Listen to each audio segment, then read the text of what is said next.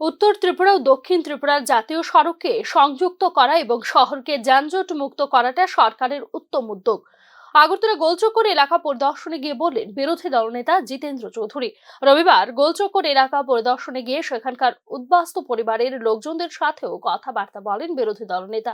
রাষ্ট্র ও সমাজের বিকাশে তাদের গুরুত্বপূর্ণ ভূমিকা রয়েছে। উদ্বাস্তু এলাকা পরিদর্শন করে উদ্বাস্তুদের উদ্দেশ্যে তার অভিমত ব্যক্ত করেন তিনি।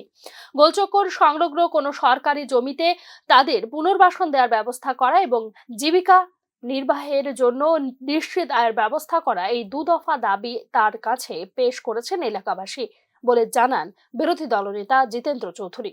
আমাদের দক্ষিণ ত্রিপুরা থেকে যে জাতীয় সড়ক আসছে, এদিকে এই উত্তর ত্রিপুরা থেকে আসছে, এই দুটার মধ্যে এই মানে লিঙ্ক করতে হবে।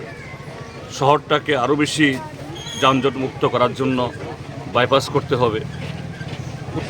উত্তম উদ্যোগ। ত্রিপুরা রাজ্যের 40 লক্ষ মানুষ সবাই চায়। তারা শুধু 2 দফা দাবি লিখেছেন। কি লিখেছেন?